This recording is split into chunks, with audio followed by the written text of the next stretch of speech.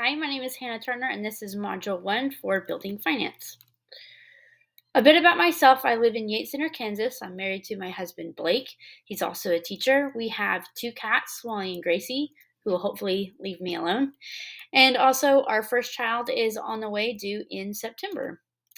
A bit more about myself: I graduated from Ouachita Baptist University in Arkadelphia, Arkansas. I love to read and I love to go antiquing.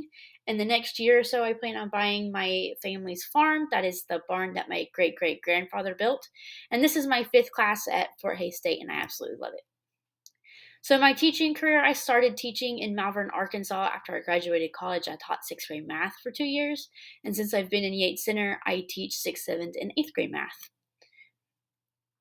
So, an overview of public funding in schools: 92% of public funds come from the state and local government, which was a bit more than I anticipated. I didn't think it'd be quite that much. State funds are usually earmarked, which means they're for specific things. They don't just give you a lump sum and tell you good luck. But for many districts, spending decisions are made by the central office, which is true for my district. States could send money directly to principals, bypass the central office through education savings accounts, which happens in states like Colorado. Financial responsibilities of principals. Principals' financial responsibilities include establishing and following procedures for handling cash flow. There should be, a certain order to things, not just, willy nilly here and there. There's also laws that we have to follow.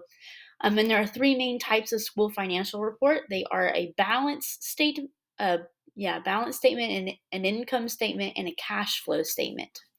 There are many different online tools to help with principals, and they're usually like accounting apps that you can download. So, financial management functions of principals. Principals determine allocation of funds and time periods in which projects are completed. So, we have to decide which activities get this amount of money, and our teachers' budgets. But also things like, if we're going to paint the locker room, how long is that going to take? When are we going to start? When's it going to be finished? Which is something I hadn't really considered before. Principals are also responsible for fundraising for the school, because there's very specific rules that we have to follow. We can't just get money and just do whatever we want with it. And we also need to keep accurate records of staff as part of managing a budget. Staff salaries are the biggest part of a school district's budget, and as your staff members are like an investment. You want to make good investments, and if those investments kind of aren't panning out, then maybe it's time to get a new staff member, as harsh as that may sound. And principals should have a more say in the budget. Local monies come from property taxes, which is a whole thing in and of itself. Federal funding is for specific programs like Title I. Like my district gets $100,000 for Title I, which is enough money for two salaries. And school funding is typically calculated by cost per student, which varies by state by state. Some states have, sorry, cat. Some states it can be as much as like $11,000 or $12,000, and some states as little as $3,000. So, what have I personally seen? My district is currently facing a budget deficit of about $150,000 once ESSER funds run out in the next year or so.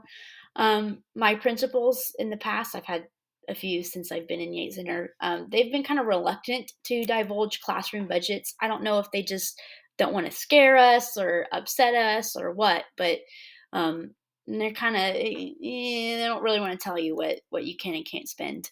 And my superintendent does most of the accounting, and he checks it weekly. We don't have an accountant on staff or anything like that. It's the superintendent.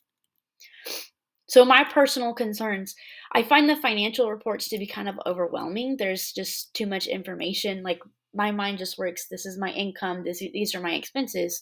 And I'm planning to meet with my superintendent on Wednesday so I can kind of go over our own financial statements so I can learn a little bit better.